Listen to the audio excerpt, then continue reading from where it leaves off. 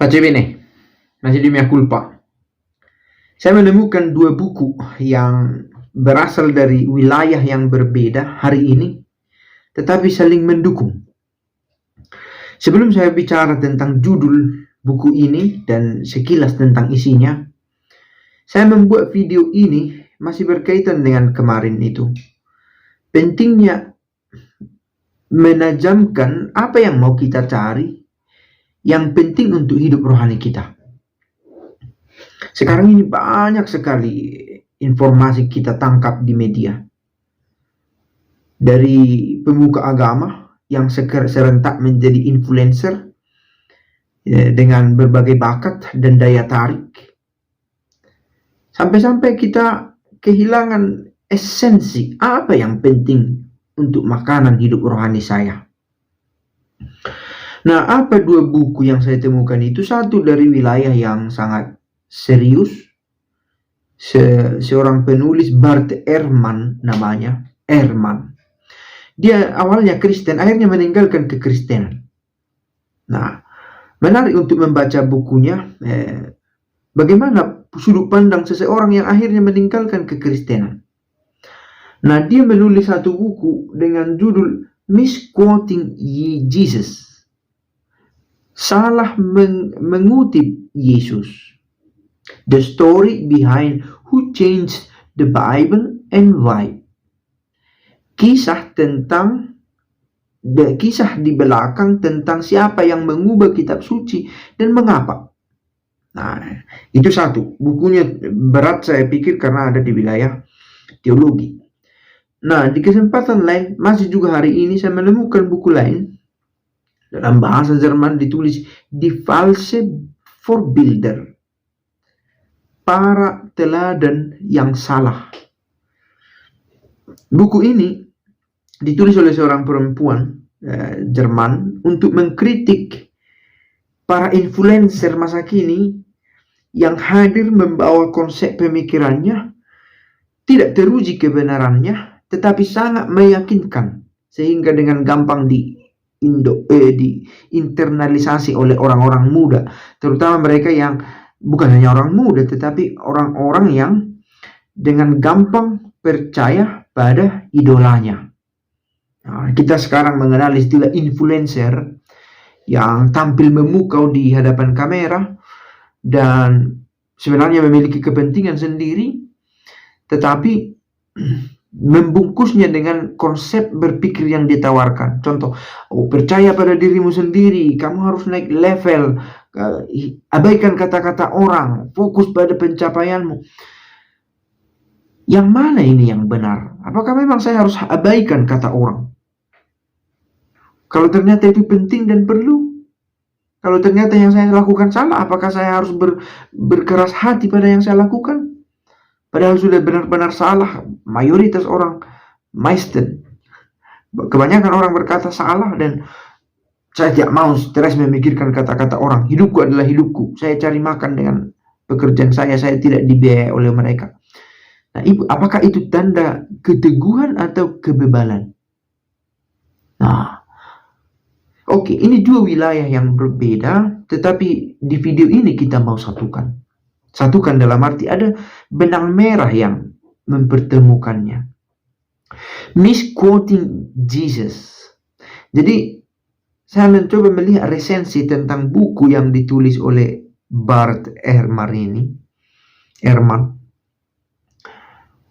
Jadi dia katakan penulisan kitab suci itu sudah dipengaruhi oleh adanya kepentingan. Nah, yang menarik, dia katakan bahwa penulisan kitab suci yang syarat kepentingan ini sebenarnya tidak begitu bermasalah, berbahaya. Yang berbahaya adalah efeknya kemudian oleh orang-orang masa kini atau di era setelah kitab suci itu dibuat, orang-orang mulai misinterpretasi, secara keliru menafsirkan ayat atau konteks situasi dari kitab suci itu karena ada kepentingan-kepentingan lain juga. Dan itu yang kita khawatirkan ketika masuk di era digitalisasi ini. Semua orang membuat konten. Mungkin ada pengkhotbah favorit kita. Entah kenapa itu menjadi favorit. Apakah karena apa yang dia katakan kena kepuasan hati saya, atau karena saya butuh yang dia katakan sekalipun itu meresahkan saya. Yang mana? Mengapa itu menjadi favorit? Kita bisa melihat itu ya.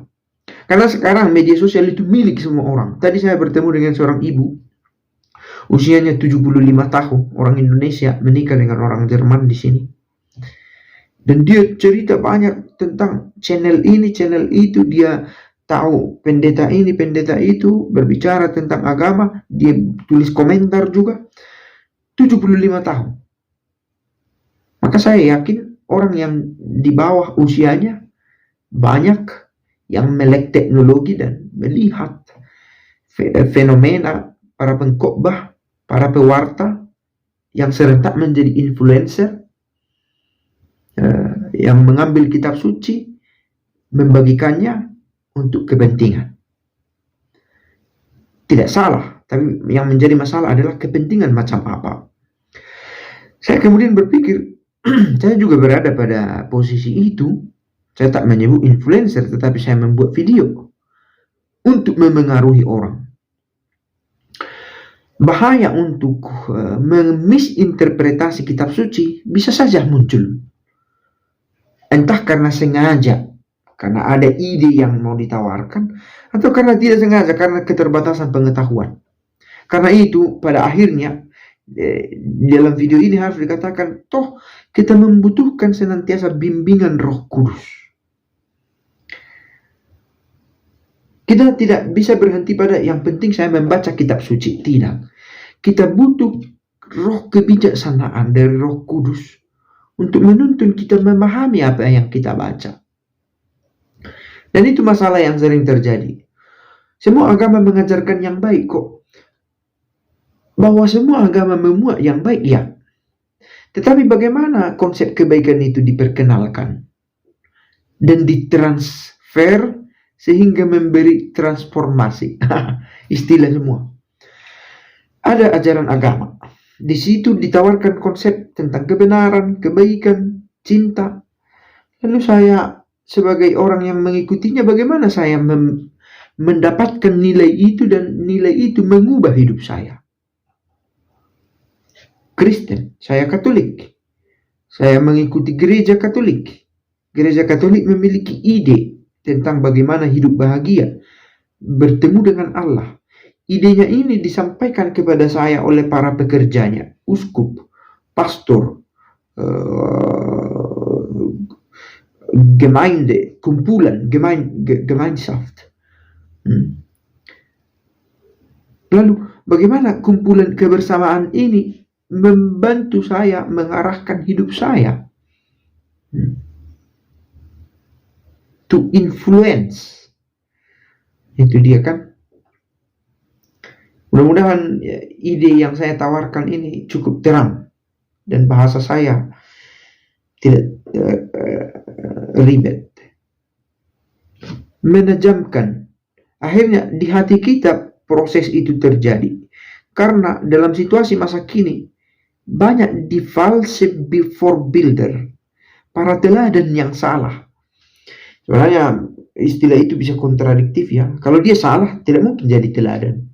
Tetapi masalahnya sekarang, fasilitas yang dimiliki oleh seorang teladan dimiliki oleh setiap orang. Ada channel, ada media sosial, tampilan menarik, menawan. Dan itu sangat berpengaruh. Tampilan yang menarik berpengaruh sejauh mana ia bisa akhirnya didengarkan orang. Hal-hal teknis, bagaimana cara berbicara, kapan saatnya tersenyum, kapan menggunakan tangan ini, kapan menguatkan suara, membentak, itu memengaruhi daya tangkap kita juga, sehingga memberi kesan, impresi, sehingga apa yang dia katakan itu kita serap dengan baik. Proses penyerapannya baik, tetapi isinya, ini yang sedang kita persoalkan di sepanjang video ini. Maka, Kita membutuhkan bimbingan Roh Kudus. Agar kita tidak terlalu lugu dan naif untuk memahami apa yang sebenarnya Allah inginkan. Kita diberikan daya kritis. Tidak cukup hanya dengan yang penting baca kitab suci. Kita membutuhkan tuntunan dari orang-orang yang kita harap tidak membawa kita pada kesesatan. Karena ini tadi, dengan ingin menjadi forbuilder, teladan, influencer, ada kepentingan. Padahal profesi misalnya sebagai pewarta iman dan kepentingan lainnya menjadi influencer, bisa jadi misinterpretasi, misquoting Jesus terjadi. Dan ini yang dicemaskan oleh Bart D. Ehrman. Dia bukan hanya mencemaskan masa depan sebenarnya, tetapi melihat itu sudah terjadi. Tetapi saya pikir dengan meninggalkan kekristenan, itu bukan keputusan yang tepat juga. Ya, keputusan personal, tetapi saya juga secara personal mengatakan itu. Oke. Cukup sekian video ini, sampai jumpa di kesempatan lain dan pace e bene.